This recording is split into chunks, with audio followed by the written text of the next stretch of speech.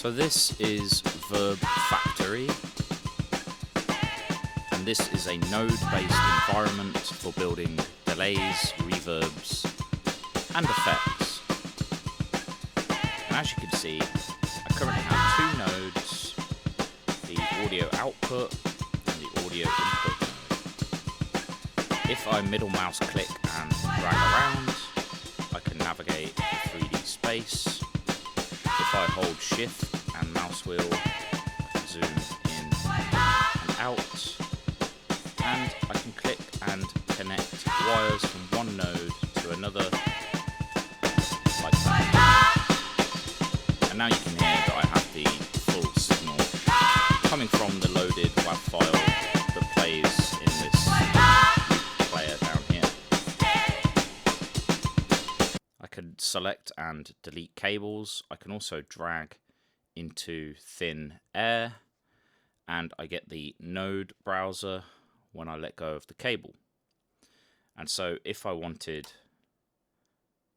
to route the signal through two delay lines, then I could easily do that. And visual glitches and bugs aside, this means that we could have a stereo delay like this. And I have the master dry wet here on the audio output.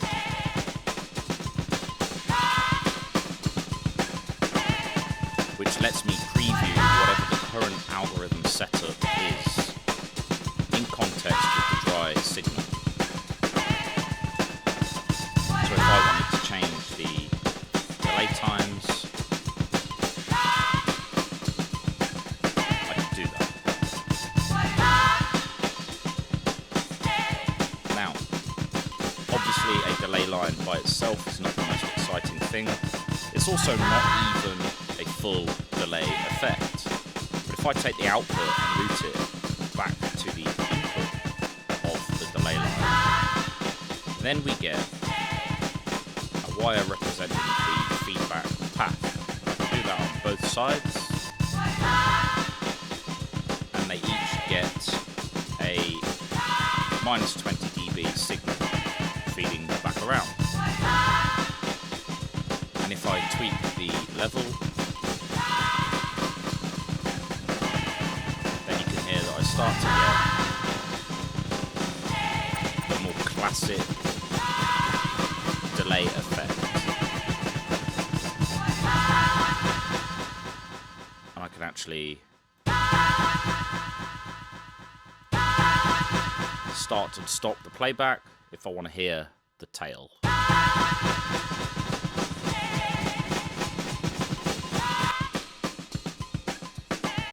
So, other things that we can do, we've got loads of different types of nodes, and we can sequence these nodes together to come up with some kind of spatial effect.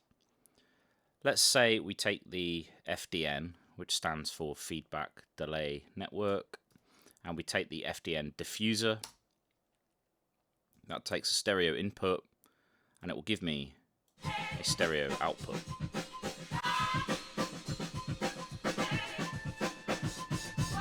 Shout out to Signalsmith for all of their wonderful resources on reverb design, along with the audio programmer and their online talks.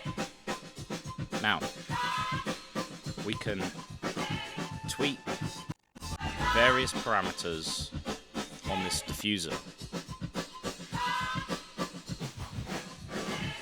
And as you can hear, it makes quite a big difference to the sound of the initial impact of the drums, what we call the transient.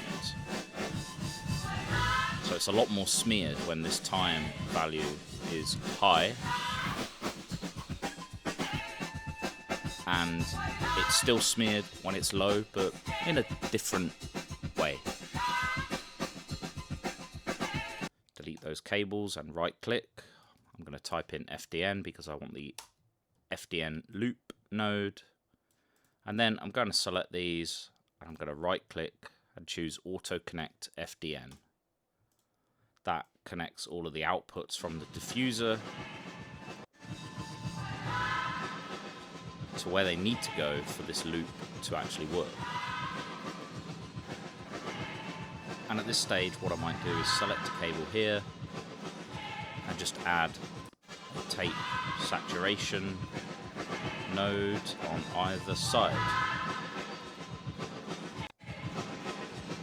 And again, you can see I have some visual glitches, but in the main, this is working fine. Let's give it a bit more drive, slightly different parameters either side.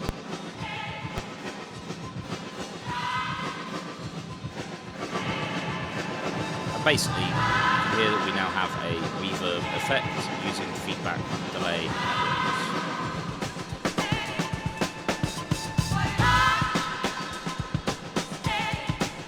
Obviously going into tape saturation curves as well.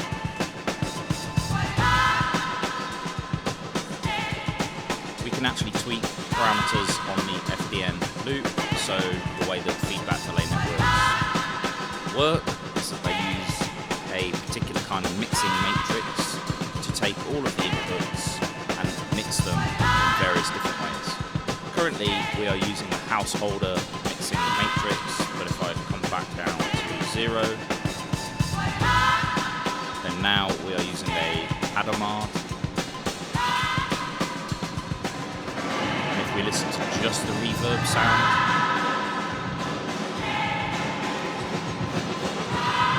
you can hear that there is quite a shift in the tonality just between the two different types of matrix.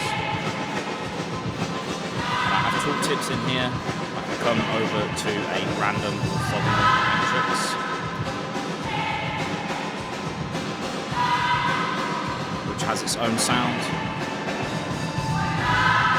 I could also use a circulant matrix, which sounds a little narrower and perhaps not as reverberated as some of the others. If I raise the decay,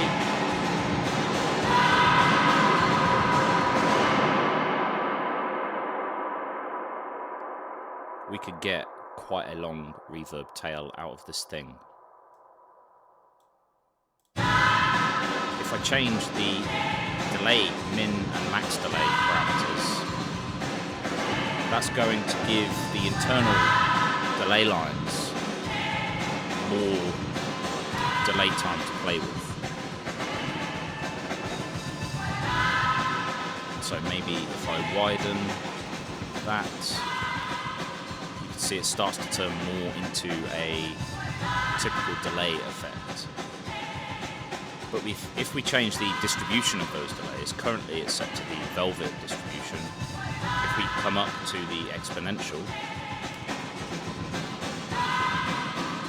again, we get a slightly different type of reverb character. We also have dampening filters. So if I want more high frequency, raise the HF damp. And if we want less low frequency, raise the dampening parameter there as well.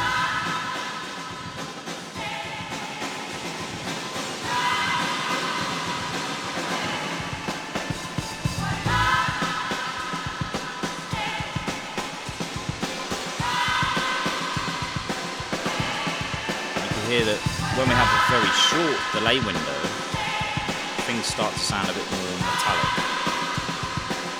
We can even accentuate that by changing the distribution method. So we're currently on co-prime, but if we increase the modulation, we can help break up some of those delay times.